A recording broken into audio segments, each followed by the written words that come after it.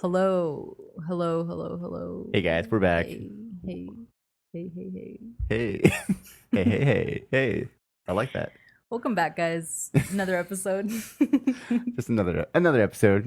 Just this time, we're gonna bring back more of the, I guess, like organized stuff that we've been doing.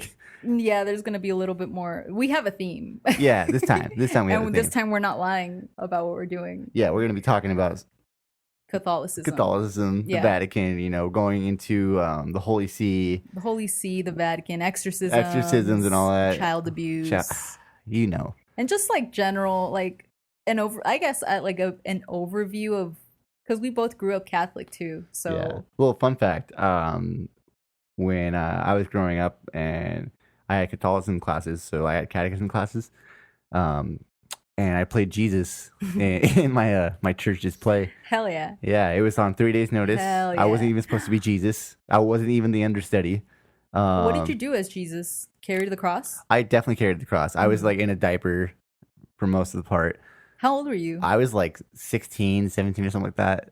And yeah, basically like that's a whole like junior in high school. Yeah. That's so badass. like basically what happened was like my church, St. Joan of Arc, in Victorville, shout out to that church, I guess. They were having this play, and I was part of the class, like that was going to be the cast. Mm-hmm. And I think I was a king or something like that, some minor role.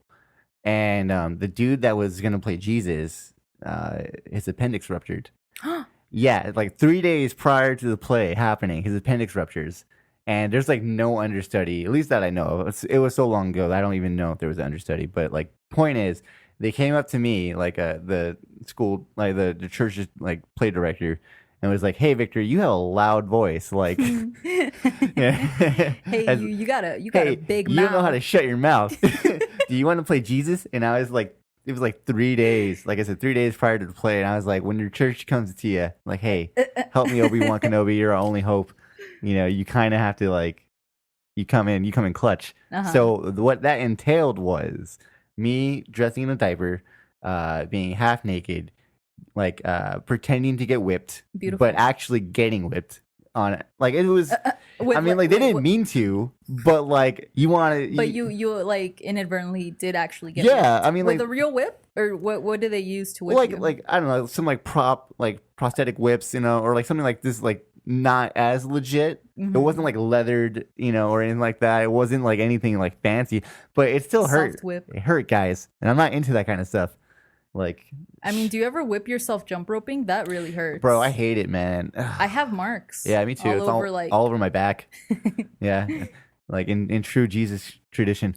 Yeah. So yeah, I got whipped. And I had to carry a huge, really thick cross. Like they didn't have to make it this thick. It was like. Was it like real wood? Yeah, yeah. Like a real ass. I had to carry that cross down the street, which was like just down a hill, pretty much, like just like down a sidewalk into the actual church, and then I had to. So the place started from down the street. From up the street, like just like literally like a block up, like.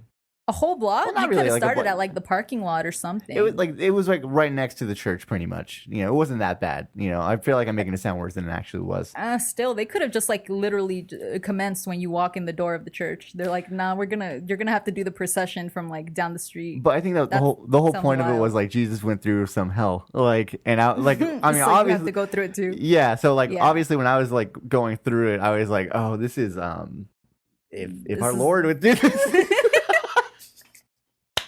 That guy. If Jesus went through that for you.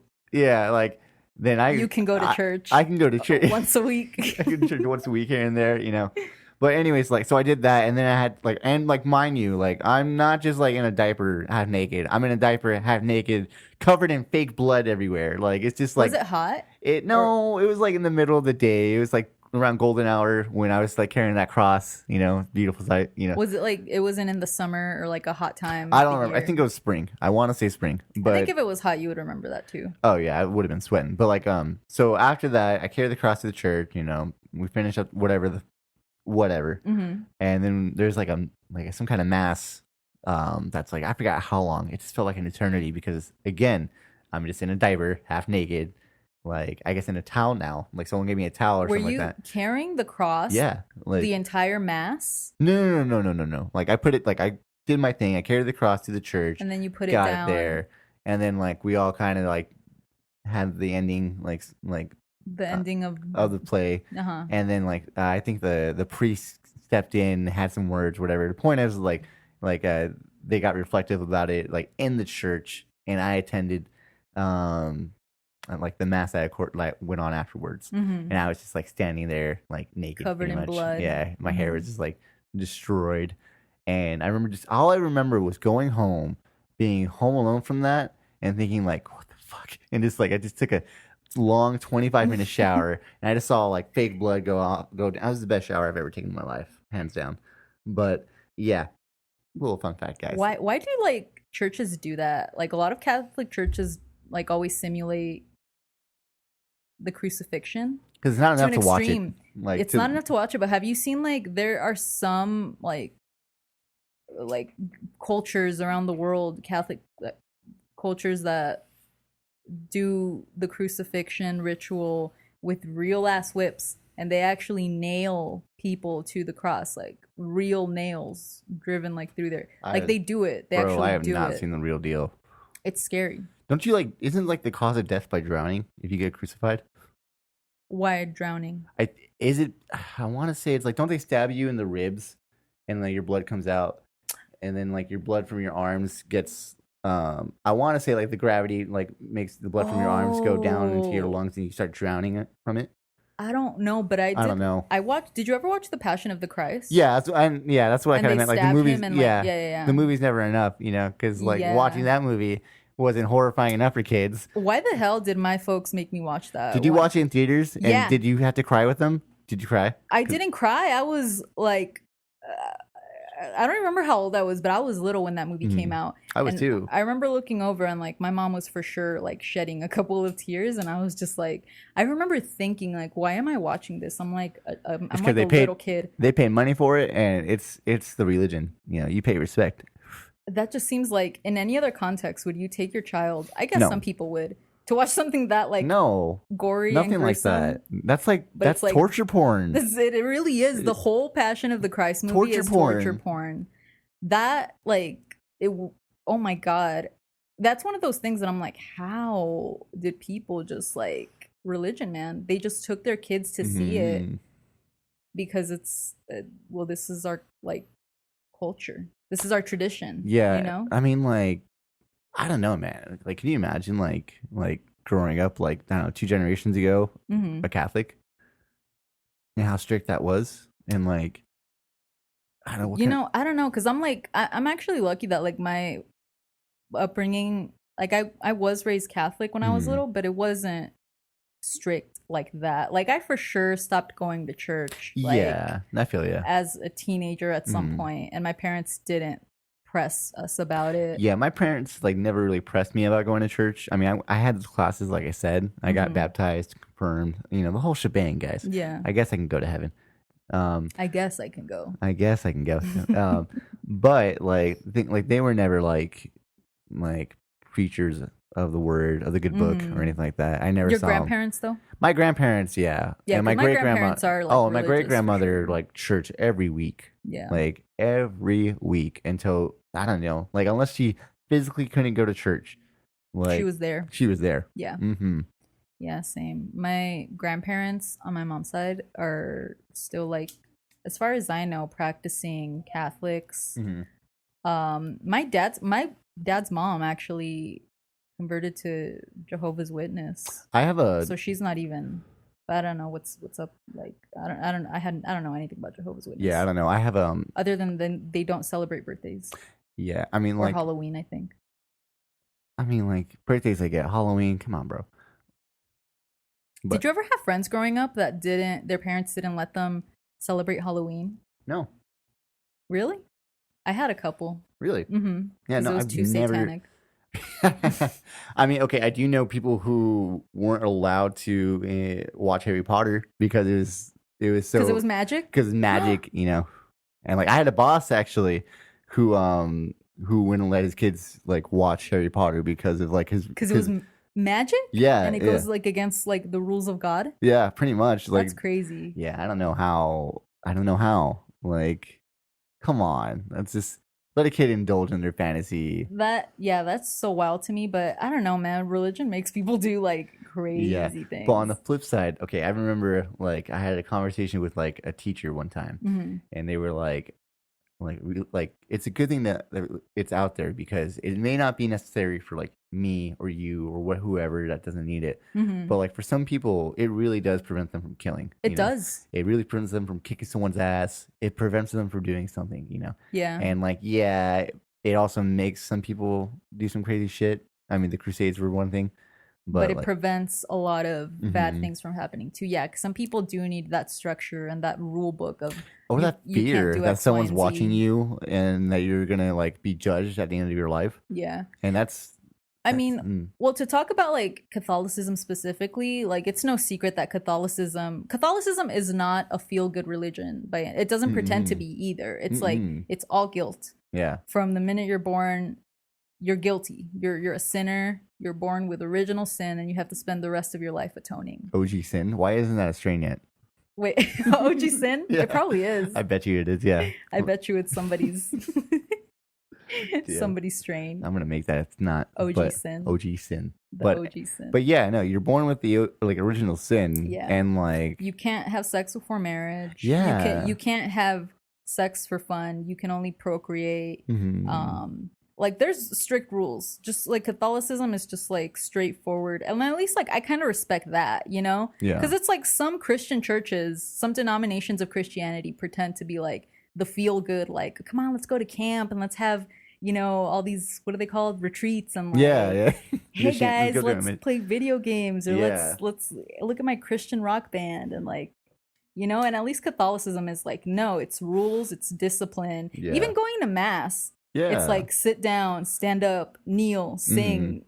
Yep. Like Yep. it's tradition, routine, rules, Repeat. repeat. Yeah. Yeah. And it's just like it was so strict, and I don't know. I just don't imagine it having a resurgence, especially with all the scandals. Like it's like if my family ever hears this, I know I'm breaking all their hearts right now. But it's no secret. It's no secret that the Catholic Church like literally houses and protects pedophiles. Yeah, That's, dude, like, they have known. They have their own judiciary system. Like they're trialing their own. Yeah. Every priest, every bishop that has accusations against them, they're not turned over to the authorities, which is something that like nation states have asked the Vatican to do before. Is okay, if you have accusations of like your own priests engaging in this conduct, you have to turn them over like to the authorities. Yeah. Like because it's I guess like a lot of the times, because sexual abuse is hard to prove sometimes without like concrete real evidence. Yeah. And what the next best thing that the Vatican can do is just like turn those like perpetrators over to the authorities to be independently investigated instead of transferring them over into like some other state or country. Yeah, and moving them. And if they ever do have to go through the justice system, they don't go through whatever country's justice system. They'll go through the Vatican's justice system, which like for some context, it's kind of like the Vatican has their own justice system, like really made to try like their own bishops and what are they called, dioceses and cardinals and the cardinals and like it's all ran by them too. Like the justice system is made up of like the cardinals, and like that doesn't seem fair, right? Well, it's kind of like the police investigating themselves on a shooting. It's exactly that. Exactly. It's just we're investigating ourselves. We're gonna look into clearing ourselves of any wrongdoing. Yeah, it just sounds like maybe we're gonna reflect on this. Yeah, it's very symbolic, performative. Well, that's the thing. It's like they're not. Yeah, they're not. They're only doing like it's a symbolic performance, and it's not until like the UN is like, hey, no, you guys got to actually like do something about it. And it's not until they are received pressure from anyone that they like response. They don't do anything for their own like goodwill. Like They for don't. like Mm-mm. for it being like a religion that's all about like goodwill and faith and love and everything like that. They do a lot of shady stuff, with it. A lot. And they can't disclose anything. They can't even disclose like how their money's being made. Like No, yeah. Honestly, like the whole structure though of like the Vatican and the Holy See is like it's really sketchy on its face because first of all, like the Vatican is its own country basically. It's an independent, it's a sovereign nation state.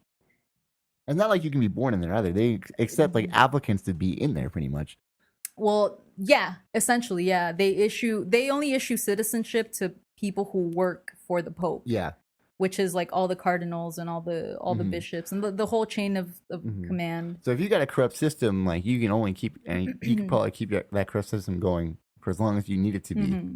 If you're getting pressure from the UN, you could probably make it look like you can give them like little crumbs, little like symbolic gestures. Yeah, of, like, talk it out with your peers. Because that's the thing. It's like it's just just like you said, it's just like the police, investigating themselves.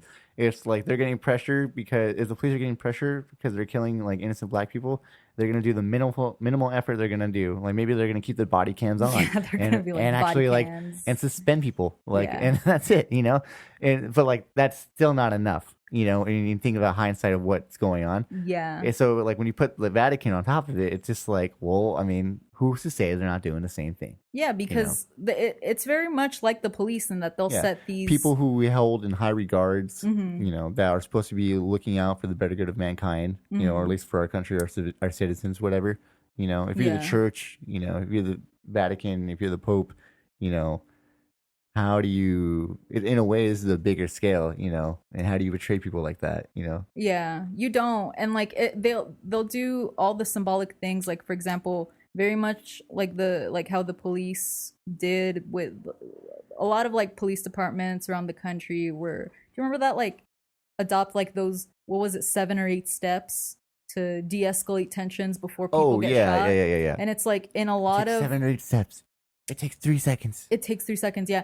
And like in a lot of like the places that they like touted that, those were already things that were in place. Yeah. That just, it doesn't actually do anything. All those protocols were in place and they still didn't deter the number of shootings. They didn't ameliorate the situation in any way. It was 100% performative, just in the same way that like whenever the Vatican like tries its own citizens of whatever crimes, it's all symbolic because it's not in the benefit of the Vatican to basically convict somebody who works for the Pope, aka the Holy See, aka a corporation, the CEO of this exactly. That's a body right there. That's a worker right there. So why would they act against their own interest? Yeah, there's no, and if they do, they're gonna do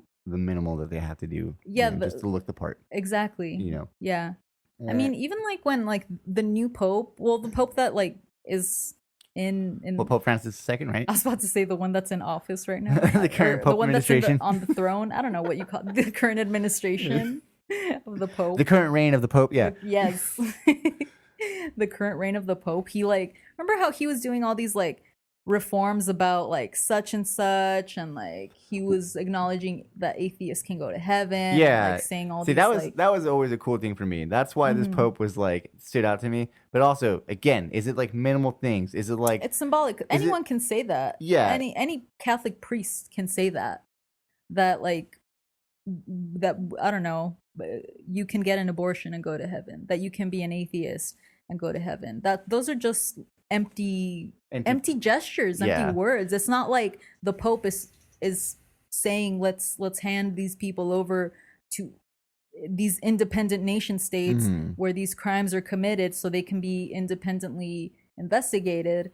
Like they're still being tried at the Vatican under their justice system, under their rules. So no, I get you. And it's just like, I don't know. It's the same thing. It's always going to be stuff like anytime there is like change or add, like I would love to see priests be able to like get married and like to fuck, like, because that seems like the most logical thing to do.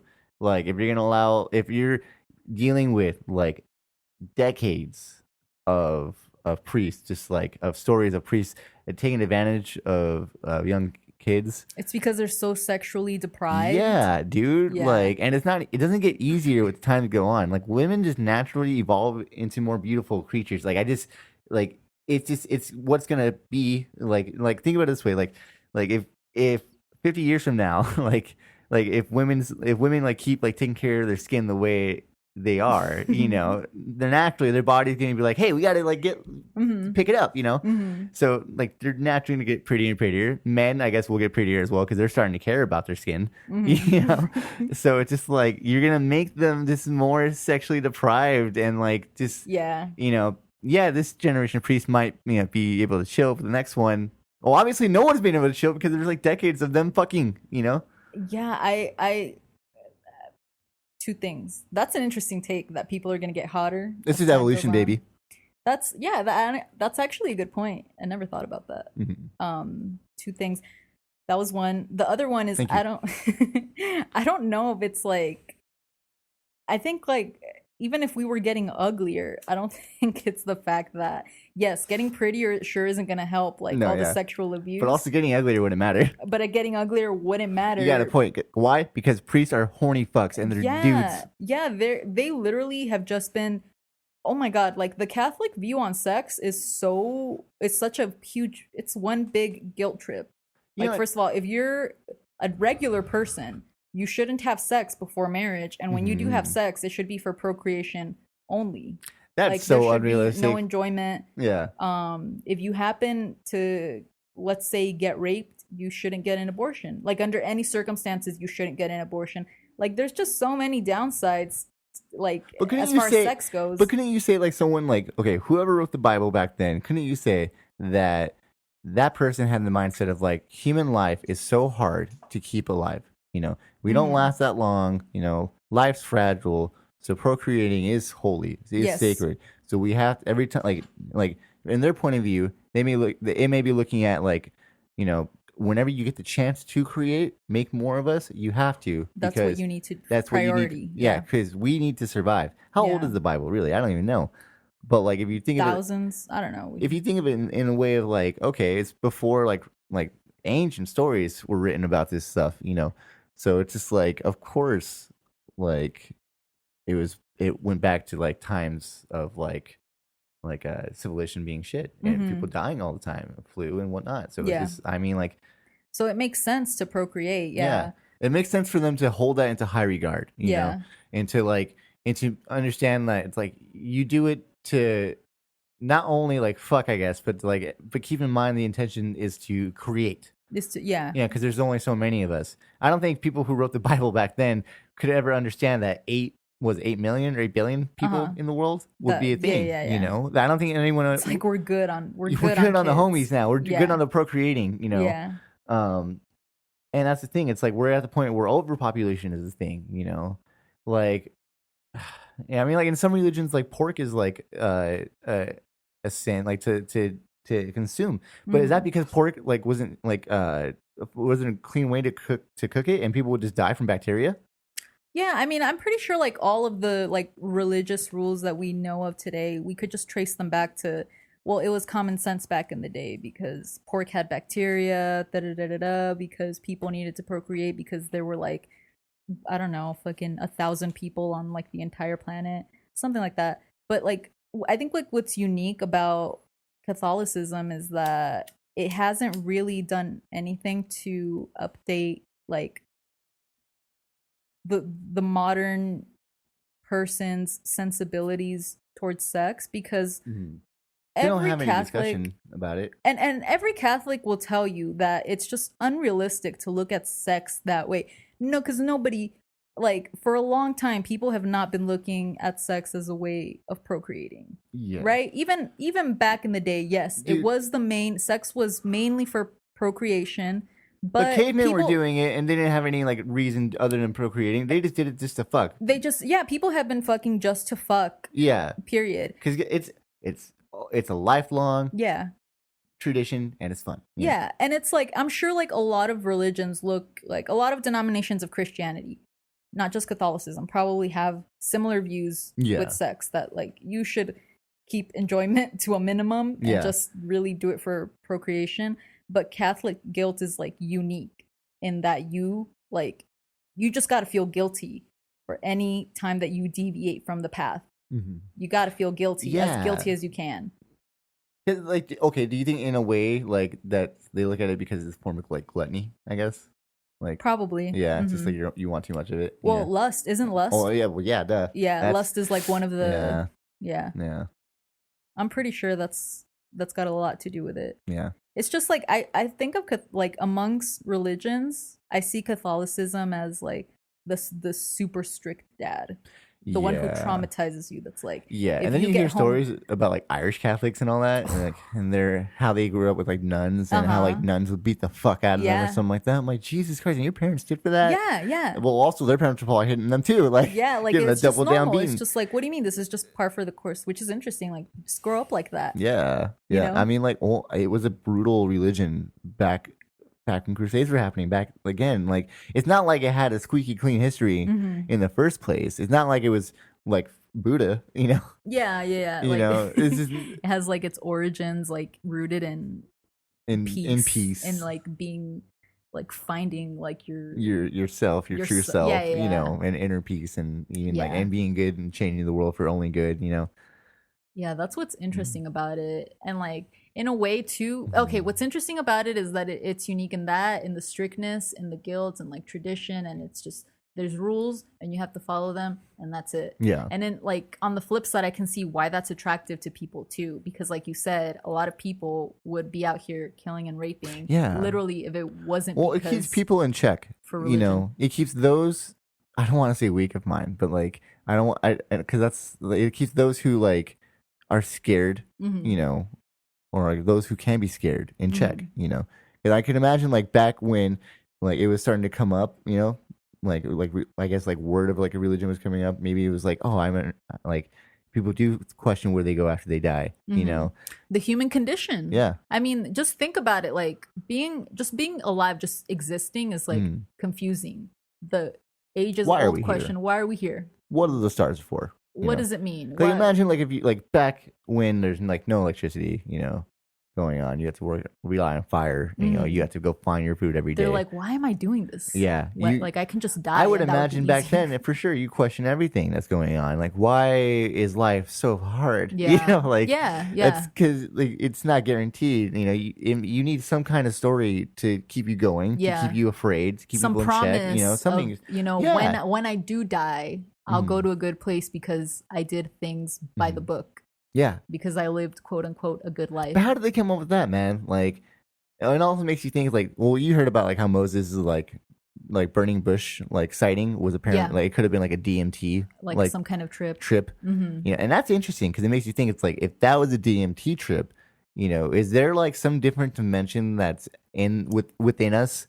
Because it's DMT, like, is it dimethyltryptamine? Like, I believe that's what it is. Your guess is as good as it's mine. inside us, you know, and it's like I think you can smoke it or you can like ingest it in some way, shape, or form, and it'll make you like trip for like 15 to 30 minutes, and where it's like you are entering like this dimension like state. Yeah. And like if Moses came out of that and was like, bro, I gotta carve these words into these stones and call them the Ten Commandments, what was there? Like, is it inherently good? Is it because if that's in us, does that mean the human soul is inherently like kind? And okay. Because like it makes me like I've told you, like we talked about this, where like I genuinely feel like anyone who does anything bad in life, like anything wrong, like hurts anyone, way, shape, or form, they're fully aware of it. Just because they are okay with it, or like they show no remorse, doesn't mean that they're not aware of it. You know, I mean things can get complicated. I feel like some like if you have a mental condition, like maybe that's your way of thinking gets distorted in some way, shape, or form. But like generally, your average person knows when they do something bad. Well, yeah, and even and think of like sociopaths, for example, who can't feel empathy or who can't like make those connections, but logically they still know if they kill someone that it's not a socially acceptable Yeah. thing Yeah. to do. Just And because I guess they did it. and I guess like that could be because like it's a social norm to not murder, like you shouldn't kill people. But actually that's an interesting question. But like going back further back before these like commandments were made, like it just makes you think it's like that if those 10 commandments came out of Moses and DMT is like just what is inside of you anyway, is that what it brings out? Well, I don't know. Has there ever, because I'm curious then to know if there's ever been like a DMT trip that brings out like evil, that like anger, evil or anger, like some horrific visions I don't or whatever. I've never heard about it. I feel like if anything, some people like are more likely to get into like a psychotic breakdown. But I don't know anything about DMT like that.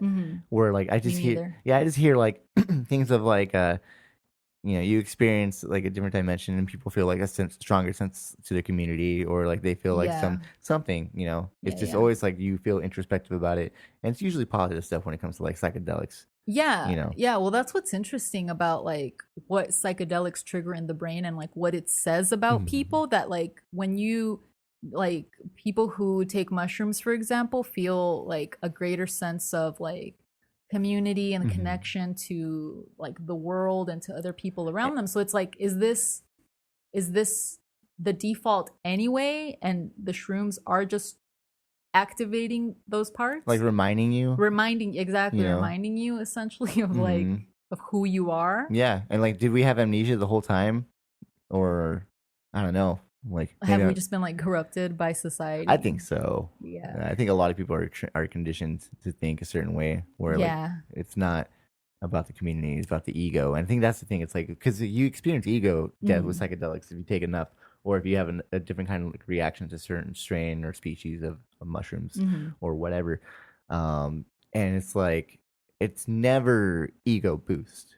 It's always ego death, your ego diminishes, like it's just one of those things where it's like, some people take shrooms and they're like, I understand I am nothing, none of it matters, but also it all matters because you're only given it once, like, but also it doesn't matter, so I'm gonna care more about people and make all of our experience better. That's actually that's an interesting aspect of psychedelics, because like very much like that sense of ego death and being like, I'm just a drop in the bucket, I'm just a raindrop in the bucket. Like you can kind of compare that to meditation in a way, in meditation that like is interesting, in that the general idea is to just exist without judgment and just take things in without, don't think anything of it, just accept it, take it in for what it nothing, I guess like moral relativity you could call it, nothing really means anything. We ascribe these we ascribe good and bad, we ascribe guilt and shame and joy and happiness, but at the end of the day nothing is absolute, really. No action is absolute, because take like for example, take murder, right? It's a bad thing, you shouldn't do it, but there are some instances where your regular joke could probably justify murder. If it was like someone's coming after your family, if someone's gonna like rape you, if someone's, you know what I mean? It's like, it's bad, you took a life, but what other choice did you have? It's a dog eat dog world, baby. So like, I don't know, moral relativism is like interesting in that way. And how does like Catholicism, I guess, like come into play with that? Because a lot of people, for Catholicism to be attractive in that way and be like, there's these 10 commandments, there's Lent, there's fucking, I don't know, whatever the other Catholic traditions, and you're following them because like people have this like innate sense of like things are generally morally relative. Not everyone believes the way I do, but if I just live my life freely without no rules and no boundaries, it's going to turn out bad. So that there's still like that thing about Catholicism, I guess, or religion in general, you could say, that makes it attractive to people. And I don't know, I just feel like it makes people like look forward to something, and it helps them like keep a goal in mind of like, oh, for sure, like, I'm gonna, if I do this for my entire life, I get to hold myself up higher because I know I'm doing right by God, Mhm. you know. And like that's enough for some people. That's enough. That is. Like if your life went to shit and you had no friends for the rest of your life, no family for the rest of your life, I feel like a lot of people would turn to religion. Yeah, because then like at least you can be like, I have like the afterlife waiting for me, Yeah. and because like Christ is always Yeah. with me. Well, and- that's like too. Like if you were alone through your actions or like through unfortunate circumstances, you know, I like either you're going to be a Catholic or you're going to be a Satanist or you're going to be a like whatever. yeah, You know, you're like I feel like no matter whatever religion you go through or you follow with, you know, it's your actions are gonna like take you there if you end up being alone, like or like Yes. whatever makes you end up being alone, you're gonna find religion in some way, shape, or form. Or if you find, or you're gonna find friends, and you're gonna move on. That's yeah. I mean, well, okay, we increasingly see that like younger people are not as religious anymore. Yeah, even the ones that still claim I religion. give it 200 years, and then mankind is gonna announce God dead. Like they're gonna be like, "Yep, dead." You think so? For in sure. 200 years? For sure. Max. I can see that happening at some point, but that seems really soon to me. Yeah. Because I feel like even young people, like, there's still a lot of young religious people. Bro, sure. if climate change keeps getting worse, if everything keeps getting worse, people are going to be like, where is the dude? Like, where's the dude? You'd be surprised. I feel like in times of tragedy, that's when people turn to God. How much worse is it going to get? Before everyone starts really thinking like, okay, like if like a fucking like if hurricanes are coming out every season, every year, you know, you're still gonna have those people that are like, yeah, now's when we need God the most. But you're still gonna have those people, but it will be less and less as time goes on, for sure. Exactly. For sure. And like, but I think it will take a long, because just think about like how long religion has stuck around. Thousands. That doesn't mean anything, man. Like, I think it does. Tradition is strong. Yeah, like, it is, but like it's a strong thing. I think this one's different though because you still can't prove it. No, but like there's a lot of things that you can't prove. Like family traditions are important, yes. And I think religion does bring important like family traditions into the table. And that's great. The thing is like you don't need religion for it, like for every family. And I think that's gonna be more and more common. Yeah. And that's gonna be like just families are gonna understand that. You know? Yeah, but you could also here's why I think it won't here's why I think it will take a little bit longer, because tradition is something that has like the tradition of religion has stuck around for thousands and thousands and thousands of years, and it's not as strong now, but it is still pretty strong. Yeah. If only for the fact that like the Vatican still has all of this power. And if we even look at like different like Christian denominations, there are more and more churches springing up that are like LGBTQ friendly, and they believe in climate change, and like they're really progressive. So I mean, I think that is still going to appeal to like a section of like younger people that even if like they aren't sure like about like I don't know, their specific religion, a lot of people still aren't ready to say that God isn't real, you know? Yeah. I mean, even like take us, like I think we're generally like I don't know what I am. I just say like agnostic. I'm 99% like agnostic. I can't say I'm 100% like I can't give that 1% of atheism because I just don't know. And it's very arrogant of me to be like I know.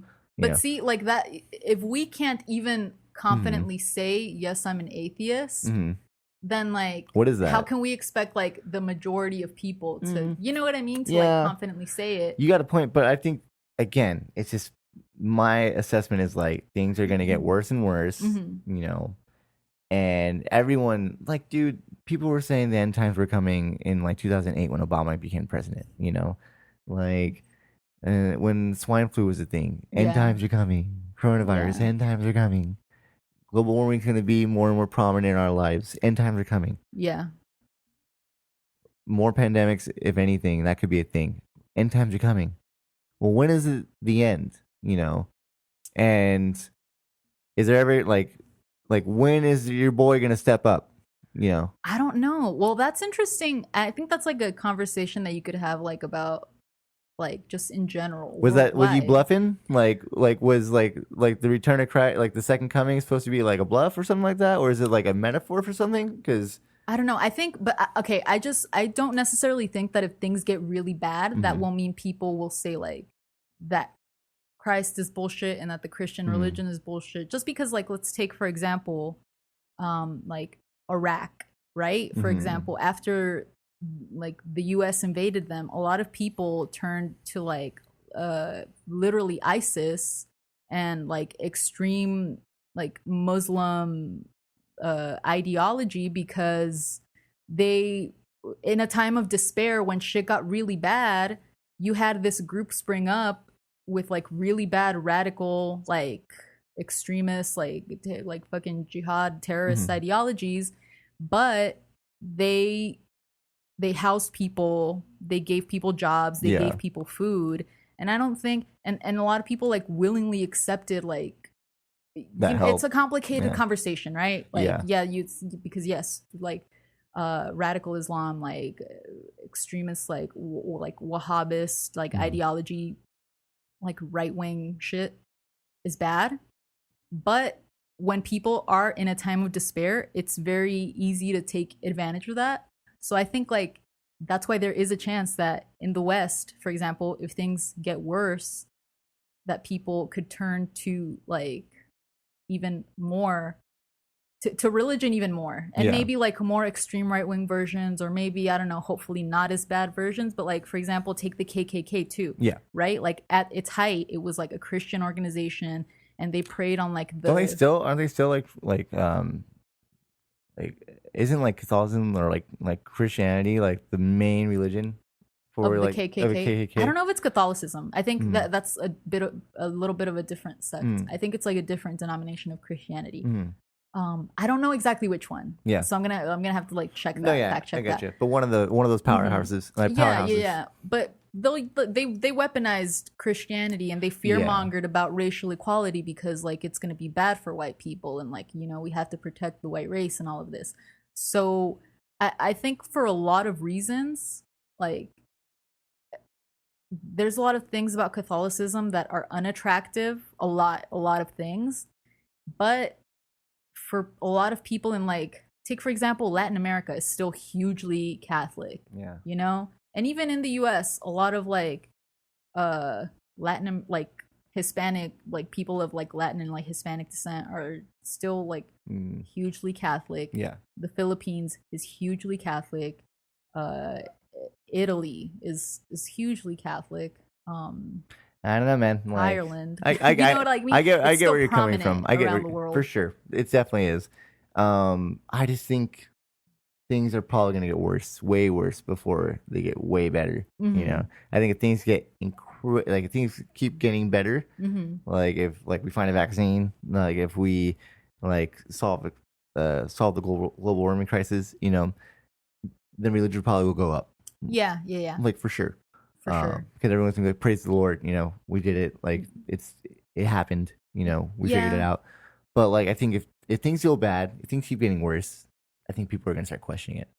Because because it's like, what kind of a God does let this go? If you're like supposed to be coming back, bro.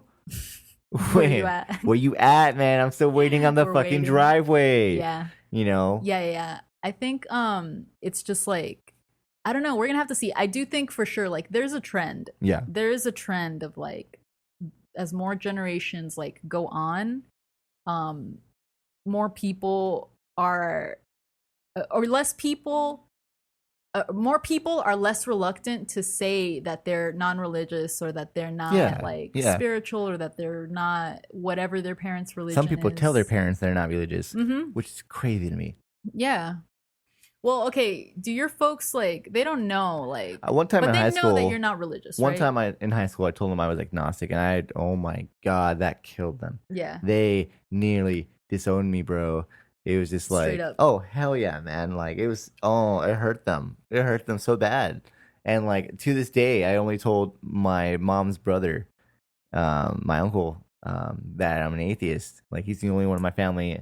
Does your family think that you're Catholic still, though? Or what do they think? I mean, I try to make it sound like it.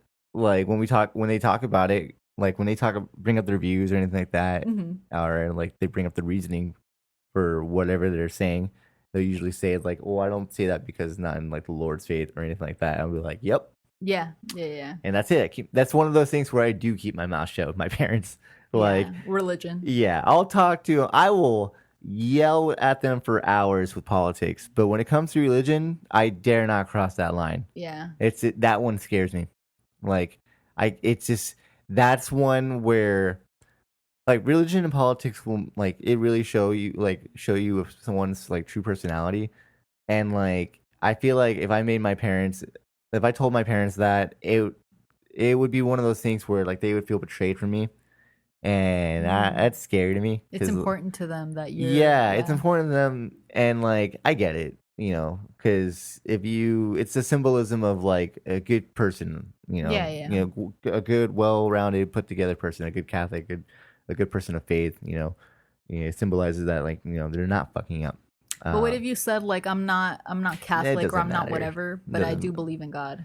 That's all they want to hear. It's just again lying, just like if I brought that up, if it came up like in real conversation, like if they heard this podcast, I'd be honest, be like, guys, I don't like. Again, I'm 99% agnostic. Yeah. And that's the thing. It's like, you kind of have to like, be ready for that. Yeah. Yeah. Yeah. But yeah. I don't know, because like the thing with like my folks is that they don't really care so much about like the religion per se, but they really care about like not, I guess, being an atheist and not being completely faithless. That's the thing. It's like, I don't know, it just feels, believing in something. Yeah, it's almost like the belief gives them like hope, that comfort. Give them comfort that you have a navigation system on. Yeah. And that's why that goes back to tradition. That's why it's probably so important to our parents, because they're like, you need a rule book. You need a set of guides. And what better rule book than this book that tells you the importance of family, these 10 rules that you have to follow. Don't kill, don't lie, steal, don't steal, covet thy neighbor's wife. Honor your parents, all that shit. Adultery, all of it, man. Yeah. Like, pretty basic stuff, but also like, why can't I believe in myself? Like, why can't I just skip the middleman, which is like this God of yours, and just believe in myself and do it? You know? That's where, that's, I guess, an atheist's point of view. And I'm not trying to be a dick about it, but like, that's the thing. It's like, I believe in myself and I don't need to like, you don't need like guidelines. I don't need to ask for help. I don't want to ask for help, you know? And that's kind of, again, atheist point of view. I'm sorry if I hurt anyone's feelings, but like, I'm not trying to be a dick. I'm not trying to be like Bill Maher. He's such a dick about it. Oh my God. He is. Like at first, the new atheists. Oh, he's such a rage with them. Like there's like Sam Harris too. Yeah, I don't understand. Like that's not getting anywhere. Yeah, because there was like a time where like atheism was like it was like picking up steam like in the like pop culture sense, and then it became the thing like after at their peak, people started getting annoyed to the point where like I probably would agree with being an atheist. I don't know if I believe in God, but like atheists have a reputation for being so condescending. It's like atheists, they treat religious people as like flat earthers, like they treat like flat earthers, like with that. And it's like, as much as people hate to admit, like we like a lot of people that we know are religious, like the majority of people that probably believe in like something. And it's like, I don't know, even if you want to get them like on your side, it's probably not the best course of action to take to just call him an idiot. Even like, let's say, even if the facts are on your side, even if like there's whatever, like you're a believer of science, whatever it is, it doesn't like in the material sense, like it doesn't really matter, because you still live in a world where more people than not are religious. And it's like, you're not going to change everyone's mind overnight. It's one of those things where people have to like take the time, and either society's going to figure it out a certain way, or maybe it will never go away. And that's the thing, is like, if it never goes away, then if it stands the test of time, if it lasts another 1,000 years, incredible. There might be something to it then, like, who knows? I think like however long it lasts, I think more than like being a testament of like, oh, Jesus is real and like the Bible like didn't lie or It hold out. whatever.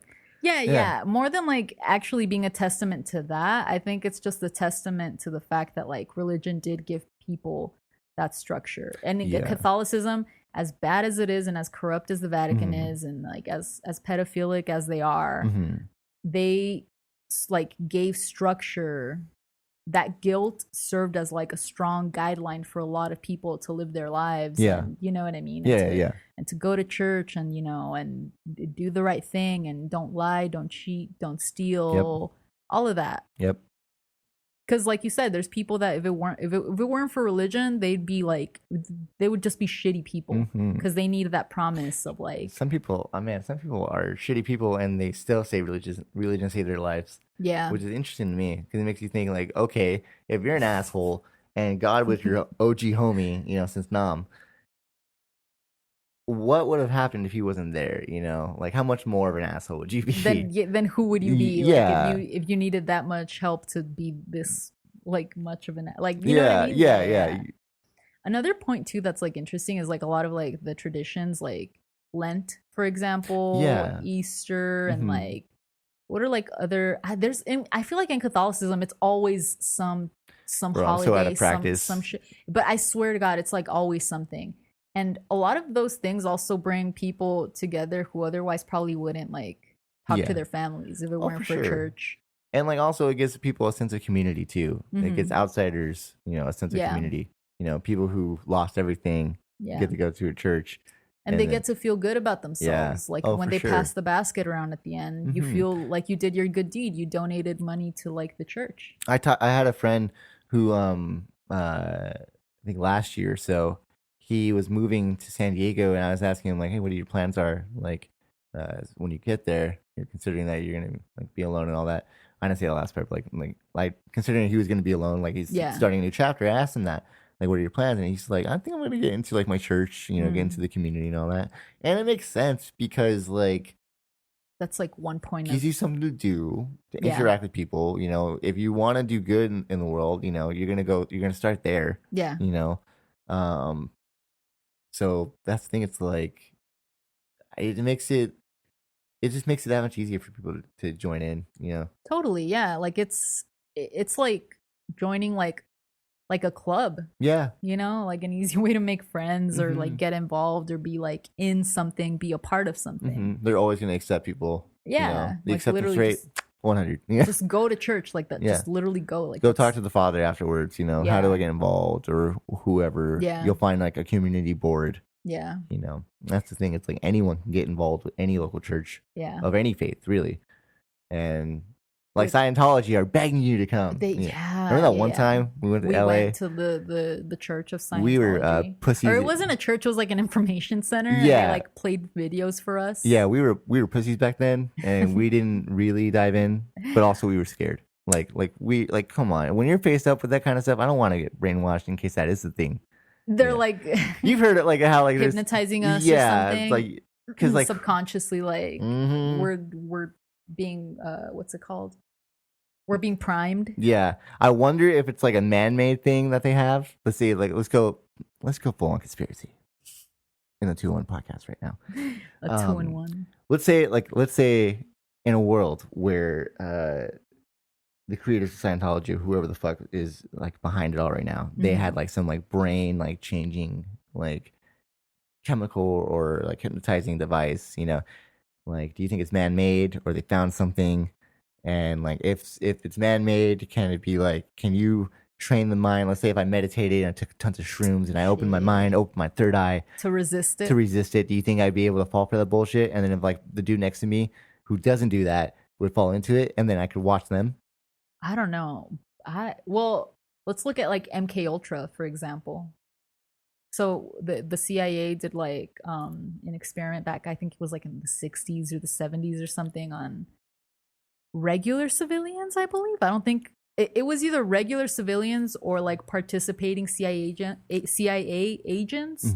But the point is, the people who the experiment was being done on, they didn't know that they were part of an experiment. And basically what they did is they would like dose them with acid, I Oh think, wait, didn't that happen to without them knowing. didn't it happen to Charles Manson? Like there was a book that I don't came know. out recently, how like stating how like the FBI were letting Manson out and got out of jail, giving him acid and like dosing him, and just like For real? yeah, I heard like Joe Rogan had a guest recently, Ooh, not too long I didn't ago, know that. about like who wrote the like the author of this book, and Like apparently in hopes of mind control. yeah, or something like that, something the government was into. I'll look more into it, guys. Mhm. But and I'll get the book. Fuck it, I'll get the book for you guys. I'll read it and I'll tell you more. But in case you Hell don't yeah. want to do it. But yeah, apparently like this is the whole thing where like the FBI was involved and like Manson like was being fed like acid. You know, they were letting him go do his thing. Did you he know? know that he was like? Yeah, apparently, I don't know. Like again, let me do more detail, guys. I'll get back on a later episode. But Yeah, you know, give us the update on that. I didn't know that. That sounds yeah. interesting. I'll find the Joe Rogan link for that episode. Yeah. And I'll link it. We'll link it for the pod. Yeah. But yeah, it's good stuff. Yeah, we should link MK Ultra too. Yeah. Yeah, but MK Ultra was done like without them knowing, and it was in hopes of like unlocking some kind of mind control of like making I don't know, like sleeper cells of some kind that like they would be an army of like regular civilians going on about their daily lives, and one day you flip the switch and like you have an army of like of devoted whatevers to do whatever you want. That's always scary to think about. That's like that kind of terrifying. Like that kind of like I don't know, like trial being done to humans, like human. How can you control people like on a mass being experimented like that? Yeah, hey religion, you know.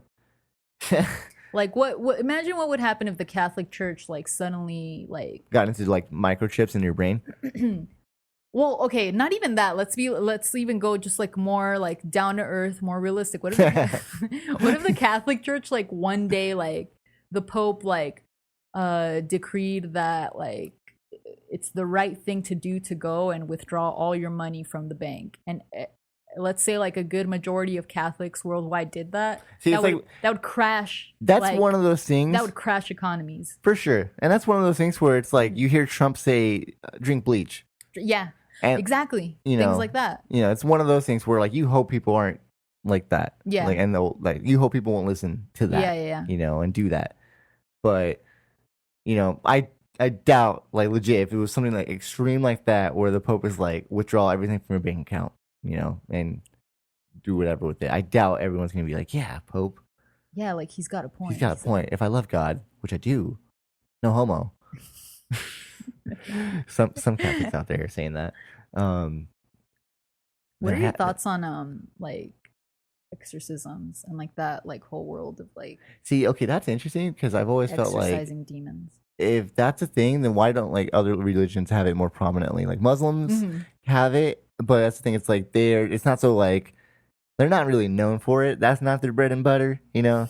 Like they can do like they can like hurt, like it make a demon suffer and all that, you know, with like some kind of like their Quran, their Quran. I think reading a passage or so, like, and usually those passages like are positive like messages of their Lord, or and even like Buddhists can do it too to some degree, but that's because like their devout faith into whatever God they have is so strong that they have like some kind of like power. But again, it's like it's not their bread and butter, so it's like it's one of those things where it's like I don't think it's real because demonic shit, I don't think it has like one side. Like I don't think it has like if it was smart, I guess if there was demonic shit out there, I feel like they wouldn't let their weaknesses be limited to like Catholicism. Right. You know? Like that seems pretty stupid, demons. Yeah, like and if you have a problem with that, come get me and find out.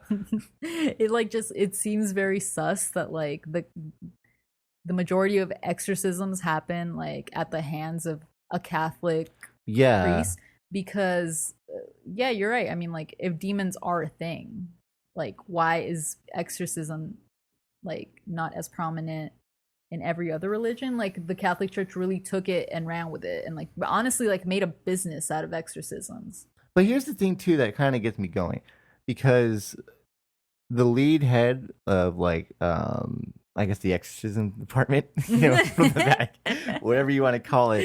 The head of that. The head of exorcism. Yeah, he Father Gabriel Amorth. I think I'm butchering that name. He's the chief of exorcists in the Vatican. He died in 2016, but like he claimed to do like 130,000 Exorcists. Oh shit. exorcisms. Not 130, but 130,000. Yeah, throughout his life, throughout his life, career. you know. And in 2018, the Vatican like they welcomed like 250 new students, you know, into like learning into exorcisms, and like they claim that there's like an uprise of like demonic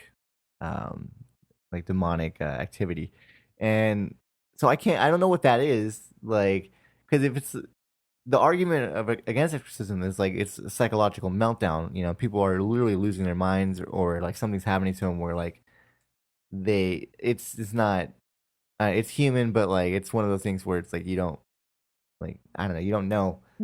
But I don't know, man, like, because why is this still happening? Why are there still like classes on it?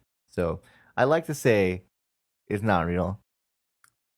It's not. I mean, the concept of exorcisms is interesting because, well, that video that we were watching like about a week ago or so, that gave us that tidbit that like back in the day, what was it, like 200, the year 200 to the year 400 CE? Yeah. It was anyone can do an exorcism.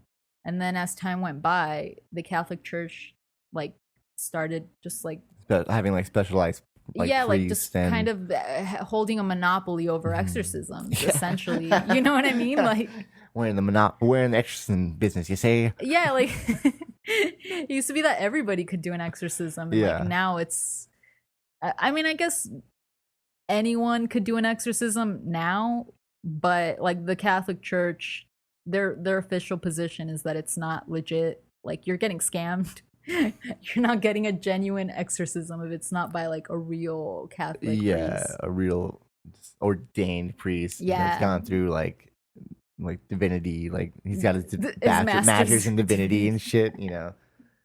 Yeah, so that's interesting. But it's hard for me to believe it's real. But also, like, again, if I'm going to reserve that 1% of faith for a god, I guess I have to reserve that 1% also. Part of that 1% has to go into like believing in exorcisms. It could be a thing. I mean, really, in theory, anything is possible, I guess. Yeah. Like anyone, I don't know. I just think like the majority of like exorcism videos and all of that, like the shit that I've seen, it just looks like people who are like have some kind of like mental thing, like some kind of issue, like some kind of like they need professional help. Like they're rolling on the floor, like speaking in tongues. Like that's the thing. It's like there's even the language that they're using. Like there's no like demonic language that's like noted. Right. And, after all this time, I feel like somebody would have deciphered the language that demons speak. That's the thing. Is like if there are demons out there, like you really think that they're gonna give like a blank message, something that's unrecognizable every single time? I feel like demons would be smarter than that if they took the time to possess someone. Don't get me wrong. I don't know any demons out here, but I'm assuming if they were conscious enough to like possess someone, they would want people to know about them. Yeah, you know? It's like, because if they stuck around this long, if demons have lasted this long, do you think they'd have learned a thing or two about anything? Like, I don't know, basic words in English. Well, who knows? But what do I know? I've never met a demon. I don't have a master's in divinity. Me neither. I don't study under the church. I wonder if you could get that online. You could do your master's in divinity online. Maybe your bachelor's. Your bachelor's. Oh my god. Yeah, well, with that being said, Kamala Harris is VP. Yeah. She's VP. She checks all the boxes. She's a cop, a woman. She's a cop. That's okay. Whoever was surprised needs to grow up. Like, bro, of course Kamala is the VP. Like, she's a woman. I was a little bit surprised. Not like how. I was only. She's a cop, bro. Trump's saying that Biden wants to defund the police. What better way to prove Trump wrong and then to hire a cop as VP? Okay, let me rephrase. I wasn't surprised, but I was holding out reservation that it could be someone else. It makes sense, yes, because Kamala checks all the boxes. Oh yeah. She was AG. she's black and she's a woman, so that's like the perfect pick for Biden. Yep. You know, he still has a Cobb, but he also has like a woman of color. But I thought like then this is the only reason I thought like there might be a possibility of like him picking even someone dumber than Kamala is that in 2016 Hillary Clinton picked a nobody, Tim Kaine. Well, like the Clinton campaign was just so it was a mess in every way. In every way, as years go by, you know, I just realized how much of a train wreck it really was. Yeah. For you to lose to Donald Trump, come on, bro. Like, you know, Kamala being VP is going to be really good for Trump because Trump, if there's one thing he's really good at is like calling out hypocrisy and inconsistencies, and Kamala Harris is like chock full of those. He's going to be like, oh, you say you want such and such and such and such? Well, here's what you did as Attorney General. True. Like, that's literally all it takes is like, you couldn't have picked somebody more, more of a hypocrite. Yeah, that's the thing. It's like my family has like that over my head. Overall, they always assume that I'm for Biden or like I'm for. That you're like I'm like that diehard Democrat. That guy. Oh man, they always assume it. I'm like, you guys don't understand what I'm telling you, but it's just like they always want to say it's like, well, what has she done? You know, and like again, I don't agree with her. I don't want her as my VP option, but like I can't argue with that. It's just like this is the worst candidate to pick, man. Like this is. But again, it's just the Democrats are just running off the fact that we got to get Trump out of there, you know. Yeah. And anything's better than Trump. And anything's better than Trump. It was bound to be Kamala. If they put like literally a tenth of the effort into defeating Trump as they did into beating Sanders, then who knows what the VP might have been Warren, might have been Bernie or something like that. But like, shit, it's like they're not even trying really hard, you know. They're not. It's just that I think like Kamala is the best like faux progressive pick they could go with while still looking progressive, just based off of the like identity politics of it. Yeah. Just based off of that alone, right? Like it wasn't going to be Warren because she's actually like, I'm not saying she's like a firebrand progressive, but even she is too progressive for Biden. Like there would have been like, no, even Warren is like too progressive to be on the ticket. It's so funny. Like I hope Warren feels like she played herself because like how did she not see this coming? How did she not know that she was not going to get this gig?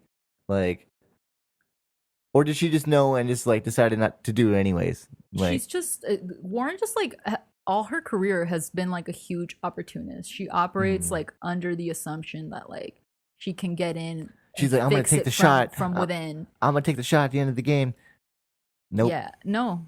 And I don't know. I think she tries to read the writing on the wall and she's not even like successful at that. Yeah. You know, because, well, she was a Republican, like, up until like what, her 40s? Yeah, up until like only during like the 90s, right? Or something like that. I don't know. I have to fact check that. But I think like some point in the 90s, like I remember when she stopped being a Republican. When I found out about that, I was like, oh, okay, that must have been like when her like her 20s, you know? Yeah. Like when you like, I just assumed like, you know, you kind of learn from your mistakes at a young age, but apparently not. Like it's older age for her. But even then, like, did she lose some of those values?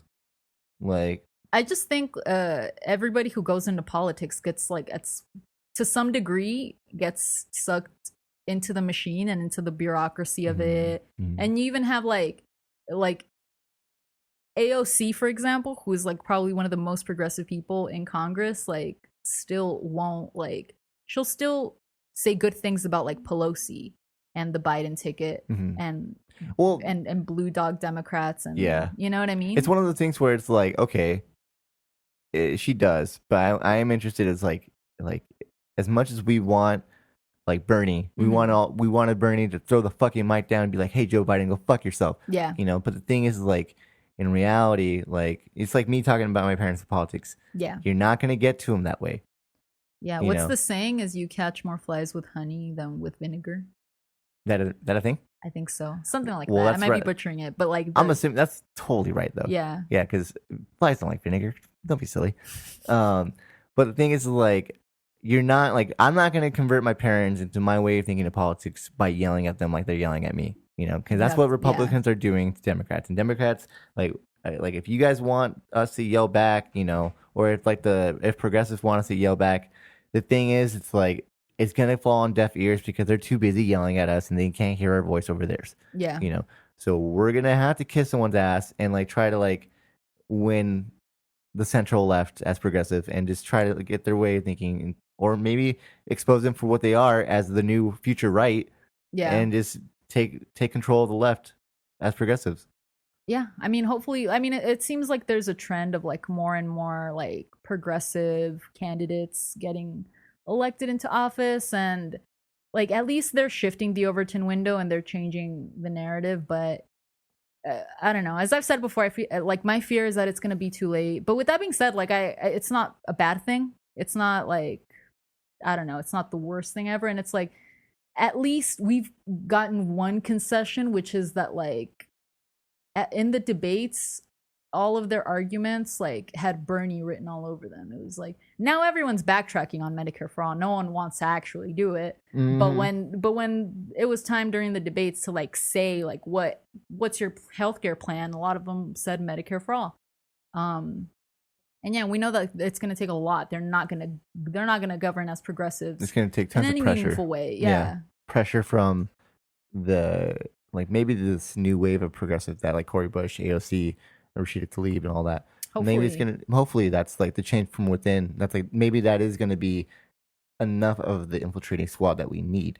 Yeah. You know, and just to get those people, just to get the ball rolling, and you do know, something. Yeah. Because like as the years are going by, you know, the fact that Cory Bush won is a huge victory for us. Yeah. Know? And like maybe that's enough. Yeah, and there's still like a lot of progressives running. There's Paula Jean Swearingen, there's Shahid Buttar. Yeah, there's like a whole slew of like progressives. Yeah, and at any given point anywhere in the country like running. Funny enough, did you know that like Kamala's parents were like Marxists? I didn't know that. Yeah, I want to like look more into that, but I've heard that. That's interesting. Their parents were like her parents were actually like radicals. Color Me Pink. Yeah. Is that the same? Color Me Pink? I don't know. You know, Bomb shot, guys. I'm amazed by that one. That just got me going. Yeah, so were Pete Buttigieg's parents. Yeah, there's like a lot of like centrist politicians with like radical parents for some reason, which really makes you think like if you're not actually like doing the work on the ground and like building community relations, and then what is all the reading for? Why are you reading all of this Marx and like never like acting up, maybe never doing anything with it? Your parents are gonna turn out like Kamala. Your kids are gonna turn out like Kamala Harris. Well, I was thinking like maybe they read it and they were like, never in my lifetime, because definitely it's barely a discussion in our lifetime. Yeah. So maybe they saw the writing on the wall and they were like, that'd be nice, but no. I got it. I see the world for what it is, and I'm gonna take advantage of it. Yeah.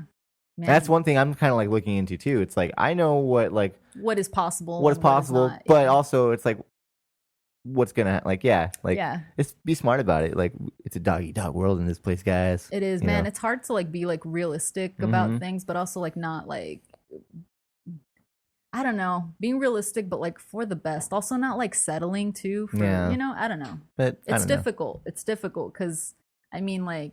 In like a perfect world, we'd be living in like the socialist utopia, but that is just like it's a pipe dream. So what do we do with what we're given? How do we move forward? Exactly. Yeah, I mean, with that being said, guys, we gave you Kamala, we gave you the Vatican, we gave you exorcisms. Do you want what more do you guilt. want? What more do you want? What more do you want from us? Yep. All right. Yep. But guys, we're gonna end this one. We'll see you next week. Yeah, guys, take care. Stay hydrated out there. Please stay hydrated. Cool. It's so hot. Like we're in the dog days of summer. I think the Death Valley just like recorded the highest temperature like ever. Like 130? 130 or something like that. God. I keep asking my parents like, when is enough? Like, why do I keep asking you the same question every year? As in, like, why is it hotter, record-breaking heat every year? And every year, same answer. Yeah. And I'm like, when's enough? When is enough? All right, yeah. All right, yeah, we're going to end it. When is enough? Enough. Bye, guys. Bye, guys. Peace out.